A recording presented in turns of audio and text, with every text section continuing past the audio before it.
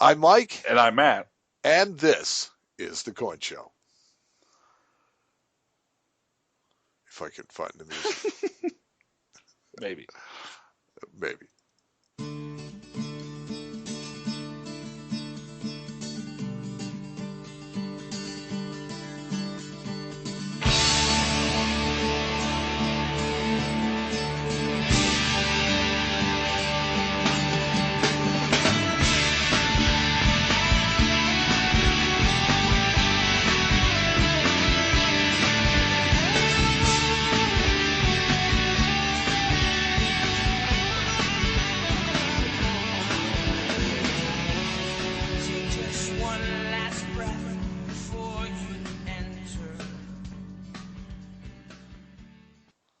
On this episode of The Coin Show, Matt and I will respond to some listener mail. We'll also discuss 5 books that we think every numismatist should have. And we'll talk about the coolest thing to walk into Matt's shop this week. But first, as always, the news.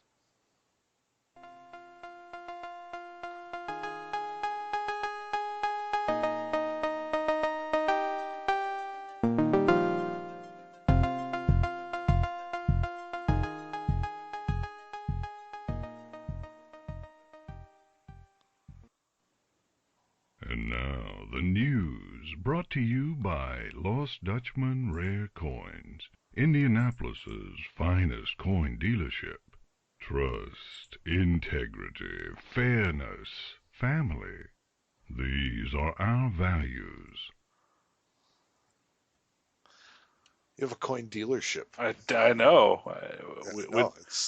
We don't offer warranties or anything. Well, we kind of do. Kind of do. But the best kind. Yeah. Okay. So now time for Matt and I to pick our news. And, picking your news, you should take turns. You can pick your news, but you can't pick your friend's news? Well, you can pick your friend's news sometimes, too. But sometimes. But I decided that you should pick your news first. I will. Let's talk about April 2016 numismatic legislation. That sounds fun. Coin Collector's blog at coinsblog.ws. April 16th, 2016 numismatic legislation. Man, say that 10 times fast. Senator Bob Casey introduced the United States semi-quincentennial. Oh. So there you go. That's what they're going to call the 250th anniversary of our country. The semi-quincentennial. Get used to that term. It is. Because you are going to hear it until the cows come home, and you're going to be tired of it. I lived through the bicentennial in 1976, and oh my God, it just absolutely permeated. Yeah, aren't we like 10 years out from this? Yeah, but things like this take a lot of planning and a lot of time. Oh, man. We're exactly 10 years out. Good. And they'll start celebrating a year and a half before. I mean, think about this, okay? The all too familiar bicentennial quarter, half dollar, and Ike dollar, but most importantly, the quarter, because we see it constantly. They started making those coins in June of 1974. Okay, this is a year and a half out. They started making those. So it's like, think about it. They had to design them, and that takes time and planning and God knows an act of Congress. And, so, I mean, think about it. It's like 5 years it took to get that off the ground. Get it. I don't know how many years. Yeah. Well, that's you're probably right, especially nowadays with all the extra red tape. Yeah, but I digress. So anyways, the United States Semi-Quincentennial Commission Act of 2016. That's horrible. Introduced in the House by Patrick Meehan of Pennsylvania in March, and by Bob Casey of Pennsylvania in Congress, or in the Senate. So they seek to create a commission to celebrate the nation's 250th anniversary in 2026, similar to the bicentennial celebration of 1976. See, ad nauseum. That's what it should say. Yeah. It's common for bills like this to be introduced in both chambers, hoping one will be passed, and then they can reconcile it and they can get it. But it basically is asking for coins for the 250th anniversary of our country. will. Well, hopefully they come up with something a little better than the bicentennial coinage. Yeah. So let's see. There is currently a bill to require the Secretary of the Treasury to mint coins in recognition of Krista McAuliffe. Okay, which is, yeah. Well, wasn't she on the Challenger? She was on the Challenger. She was the teacher, supposed to be the first teacher in space. She was a science teacher. Yep. I'm just glad I surprised myself that I remembered who she was. Yeah. Yeah, she gave her life on the Challenger, and so they're talking about a commemorative coin to recognize her. That was sponsored by Kelly Ayotte of New Hampshire, and there is also a breast cancer awareness commemorative coin act that is currently in the House. Sponsored by it's Carolyn not in the Maloney. House. It's been signed by the president. God, you're right. It has been signed by the president. So we will have a breast cancer awareness commemorative coin act. So we will have in 2018 design emblematic of the fight against breast cancer with $5,000 going to the winning design. Three-dimensional designs are being encouraged. Oh, man. Insert your own breast joke here. 50,000 $5 pink gold coins. So it's 75% gold, and then it'll clearly be copper. Yeah, make them pink. It's added in with it, right? So it'll make it rose gold, which will be an interesting alloy. I mean, it's a 75% gold alloy. Oh, have you ever seen that kind of pink gold they use? It's really kind of pretty. No, it's beautiful. It's an interesting alternative to what we've traditionally been, accustomed to. I think they'll be very popular. 400,000 1 ounce silver dollars made with not less than 90% silver. So what does that say to you? Not less than 90% silver. So right, what does that say to you? 1 ounce silver dollars made with less than 90% silver. 1 ounce. So they'll probably be pure, it sounds like. It'll be an ounce pure. Yeah. That's the way it'll work. And your favorite, oh Lord, 750,000 clad $half-dollar. Can we affectionately start calling these the Hooters? Again, insert your own breast joke here. I personally, I can't pass up the easy jokes, but I'm really, really trying. I don't want to bust you. I don't want to bust you too hard. Well, I mean, the fact of the matter is that my whole thing on the whole breast cancer awareness thing is I think that there is enough awareness. I think we need to stop promoting awareness. I think we need to start fighting it, actively fighting it. Right. rather than making people aware. Yeah. But if you want to make people aware, there are a couple of shapes that you can use on the coin that'll really kind of get their attention. I love it. Okay. Love it. I went there. Yes, you did. The golden CoinNews.net is reporting that the U.S. Mint sales for gold coins has jumped, and the Mercury dime has dipped. I don't know how it could dip because the secondary market. They haven't been available. Well, I know, but okay. So CoinNews.net is reporting that most of the Mint's U.S. gold coins saw markedly higher sales last week, but the most talked about coin, the gold Mercury dime, actually posted a lower overall total. And now I understand what they're saying. Basically, they are saying that the possible U.S. Mint number was downgraded from 122,510 to 119,920. So it's 95.9% of the possible 125,000 coins. But it also means that there are remaining 5,000 coins to be distributed. Yeah, but they're not for sale right now. No, they're currently unavailable.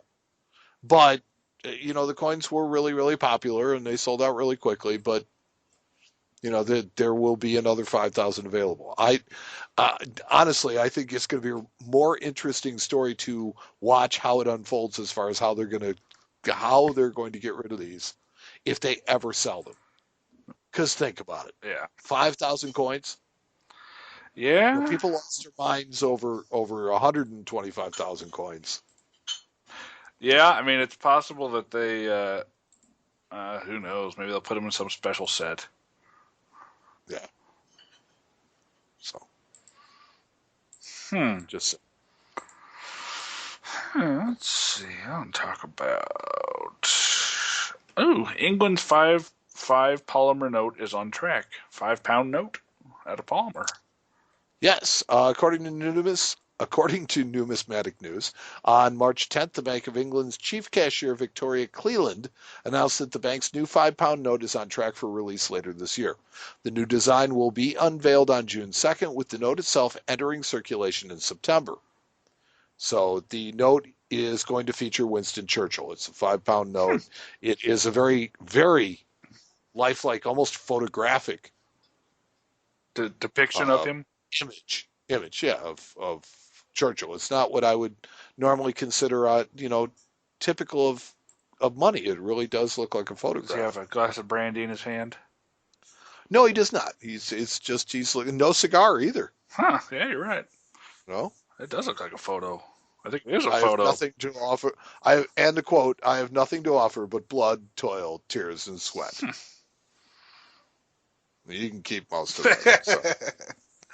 Yeah, I kind of like it. It's something different. Yeah, I guess. Let's see. What else do we got here to pick our news?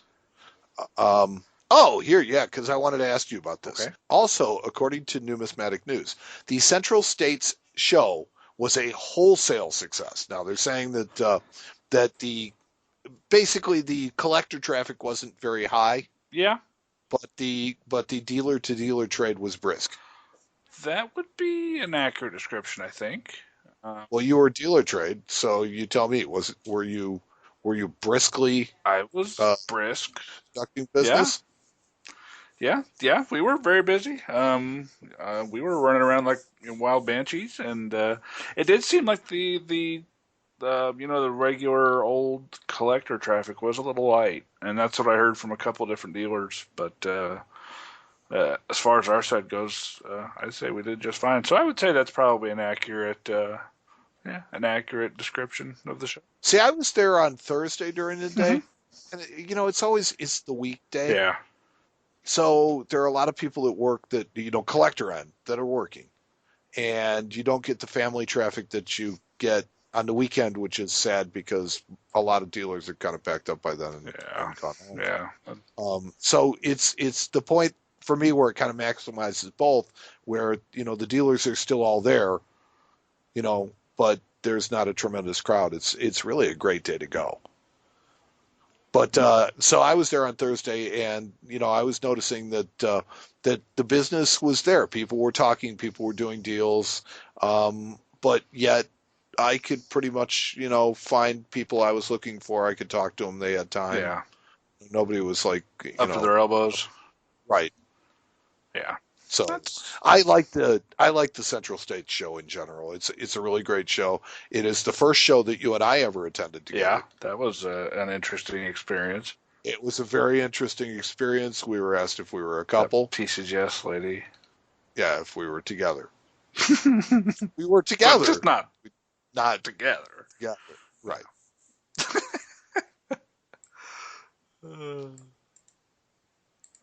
Let's see. 1933 pennies sets record copper bronze coin auction. I was hoping you'd get to this. Coinweek.com is reporting that the Baldwin's auction room at 399 Strand was the venue for one of the most important numismatic events in recent years, as the 1933 pattern penny smashed through the world record for a copper or bronze coin sold at auction. So there's only 4 of these that have ever been made, and it got bids from all over the world and was finally wheeled down just 2 telephone bidders who went toe-to-toe for over 5 minutes before the hammer came down on the price of £72,000. 72,000 pounds sterling, it's like 150 grand. Yeah, that's a lot of money. That's a lot of money. The currency version of 1933 penny is well documented, but the pattern version sold on Wednesday is even rarer. In 1932, the Royal Mint had a surplus of pennies, so no more were produced. In fact, only 7 pennies with the date 1933 were minted. Yeah, so this has got George V. Yeah. As a pattern, I guess it's neat. Yeah, it's cool. They've got a nice picture of it on coinweek.com. That's an actual